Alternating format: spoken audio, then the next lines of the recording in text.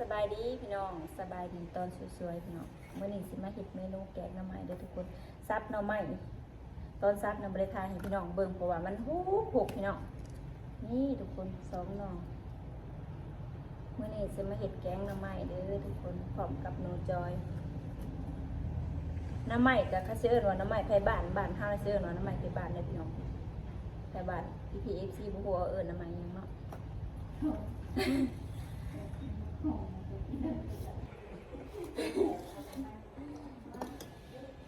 ทำการดังไฟก่อนพี่น้องกระถินแก่อยู่นะคุณเอามาได้หลายเด้อทำเด้อตำมังหุงป้าพี่น้องมื้อนี้นะ2เมนูเลยทุกคนแกงหน่อไม้แล้วจ้ะตำมังหุงนี่แหละคันหนูจอยลงมาบ้านนี่จะแนวอยากซุ่มน้องนี่กระไพบุหูอยู่ใส่บัดว่าสิดังไฟแต่ว่ากระไพน่ะบ่เห็น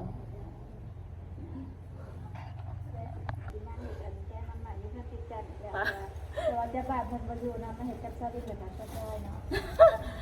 เอามาเป็นเจ้าบ้านเอง ตำมันบักฮู้นำพี่น้องเดี๋ยวไปเบิ่งกันว่ามันสิเป็นแบบใดนะคะแบบใดเพราะว่าน้ำถ้าเรากินข้าวเที่ยงกันนะคะกินเที่ยง มาเด้อPPFCเด้อกินแกงหน่อไม้เหมือนกันเด้อทุกคนป้าตุ๊ก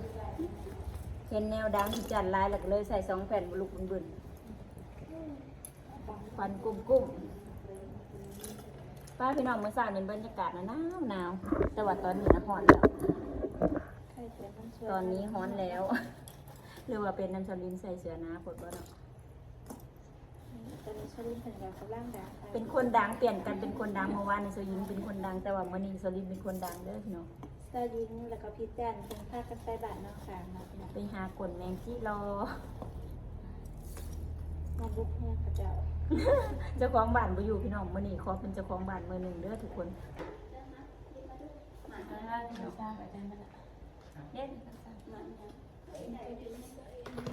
วันนี้มีหลายเมนูแฮมมี โอ้ยทำกบแล้ว กบบ่ กบแล้วสิเหี่ยวสิ มา หาย บ้านแล้วพี่จันน่ะบ่อยู่เด้อพี่น้องมันจะไปหากินไปหาอยู่หากินแต่ละมื้ออาหารบ้านๆแล้วเพิ่นมาพี่น้องมามื้อนี้สิพาพี่น้องมา สบายดีเด้อย่ ามมันวิทย์ย่ามเฮ็ดไทยเฮ็ดนาแล้วก็สิขอ3สาว4สาวทุกอย่างเลยพี่น้อง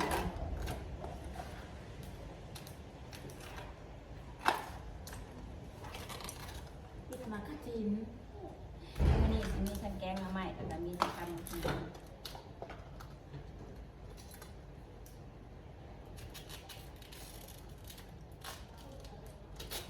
บ้านพี่น้องก็หนาวคือบ้านนั้นสลิมสะเอิญมื้อก็อีกบ่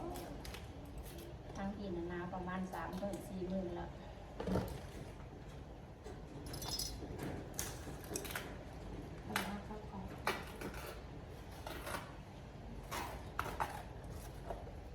2หน่อเขาแกงอะไรก่อนหน่อใหญ่เนี่ยฮะไปนั่งบ่ ที่เป็นเพื่อนหมาเนี่ยอะไร หมาอีหยังได้ยินไหมขนมเราแบบนี้หมักมันเผาอีหยังหมา หมาอันนี้แหละน้องเห็นแต่ มันเผา สะอ่อนคือเลิศอยู่สวรรค์นะแล้วจะมันจะเหมียนนะ เอ้า เข้าไปกินน้ำมันจะเกิดกินกับคนแต่แสบกินนี่ทุกคนแล้วพี่น้องไปนั่งนี่แล้ววะ หมูกินแต่เกลือก็ปวดมากก็เอาพวกตู้เสียมากกันนะ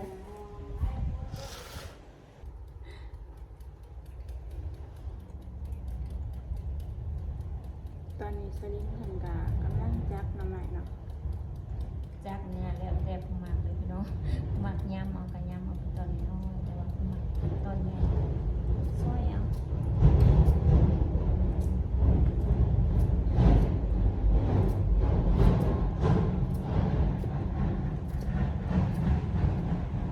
น้ำใหม่อันนี้นะผู้ใหญ่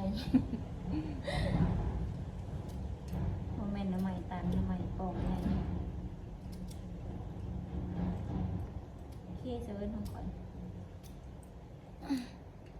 นี่พี่น้องแล้วจ้าทุกคนป้า2 หน่อนะพี่น้องเพื่อนจักแล้วโจ้นเดี๋ยวเครื่องกับซ้ำ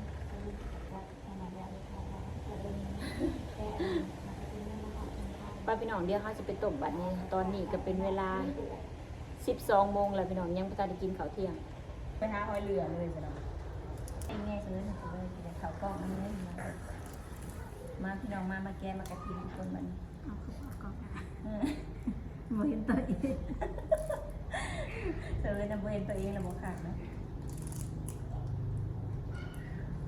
ตำมะฮุ่งนี่ต้องใส่มะกะทิในร้ายพี่น้อง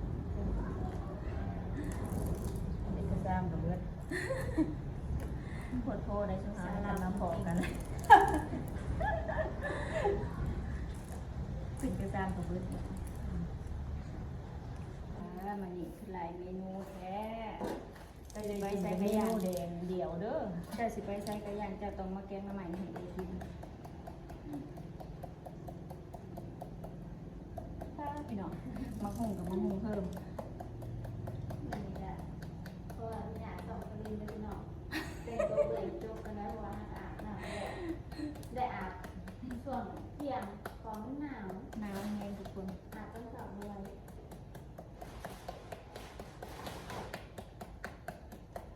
ไม่เคยมีเลยพอ น้ำเห็ดโบออกบ่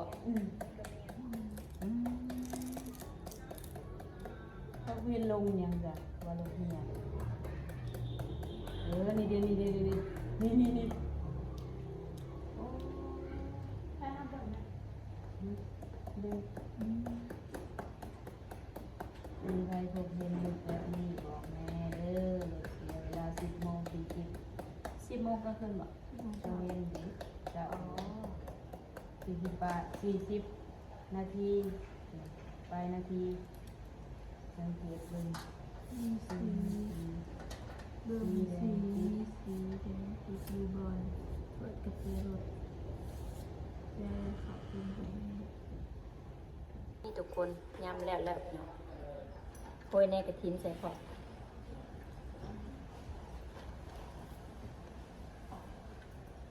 เดี๋ยวเขาจะไปตามพี่น้องบัดนี้ป้าทุกคนรู้สึกว่าเริ่มหิวข้าวแล้วพี่น้องเพราะว่าเที่ยงแล้วประมาณเที่ยง เตรียมสีตังค์แล้วนะ แม่นป้าพี่น้องมื้อนี้ก็เมนูแซ่บอีกแล้วทุกคนเมื่อวานนี่นะพันปลามื้อนี้ตำมะฮุ่งแกงหน้ำใหม่ใส่หมักบวบอ่อน มาแลนขัดตามัน นี่ทุกคนกำลังกด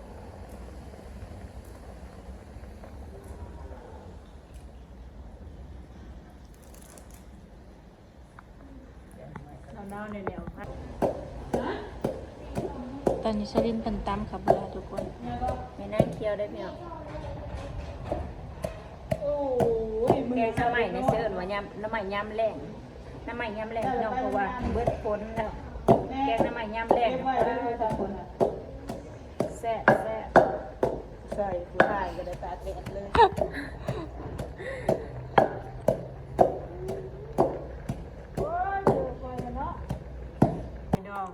หน่วยที่2เนี่ยพี่น้องสรุปเพิ่นว่า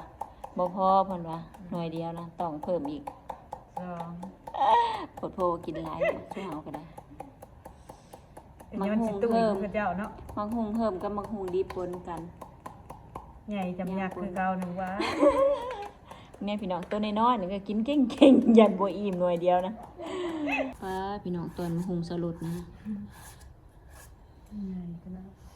เอาแบบถากเอาแล้วนะทุกคนเพราะว่าหิวเขาวแล้ว แซมบอก มาพี่น้องมากินตำมักหุงบัดเดี๋ยวให้สรุปเพิ่นปรุง เอาไปนวล เอ้า ใส่น้ำตาลนะบอก บัดนี้ตำมะฮุงกับอันแกงน้ำใหม่นะพร้อมกันนะพี่น้องบัดนี้พี่จันมาแล้วฮะเอาปรุง วัน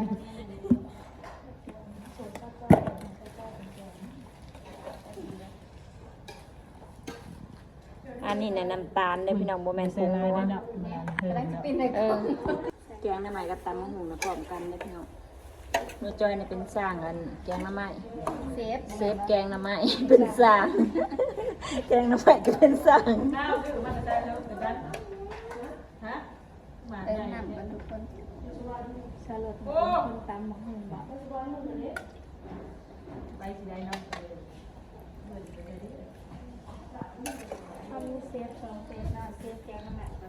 ลายนัวลายแสบลายพี่น้อง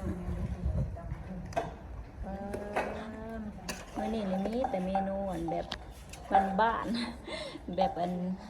ผู้หญิงผู้ย่าผู้หญิงมากนะพี่น้องตำมะฮุ่งแกงหน่อไม้ เมนูแบบขึ้นชื่อความแซ่บในลาวพี่น้อง แม่น ตำบักหุ่งกับแกงหน่อไม้มาลาวต้องกิน ลาพี่น้องมาเด้อทุกคนเด้อ มีน้ำมีใน กิน แบบ ข้าวเที่ยงน้ำกันเด้อพี่น้องใส่อันนั้นเป็นจังไดสุดยอดบ่ แกงข้าวเจียวนะ โอเค จะมีแดดเอาบวง สำเร็จแล้วพี่น้อง นี่เลยที่สองเอ้า แล้วแล้วพี่น้องแล้วทุกคน พอนะ อืมพี่น้องเด้อมาเด้อกินข้าวเที่ยงน้ำกันโอเคนะทุกคนบัดนี้กินอิ่มแล้วพี่น้องป้ามื้อนี้นะเป็นอาหารที่ซาวลาวมากที่สุดก็คือแกงหน้ำใหม่กับตำมะฮุ่งพี่น้องอิ่มหลายนี่สำหรับคลิปนี้ก็ฝากกดไลค์กดแชร์กดติดตามคอมเมนต์แล้วก็กดกระดิ่งกดแจ้งเตือนพี่น้องสบายดี สวัสดีใครยังกินแล้ว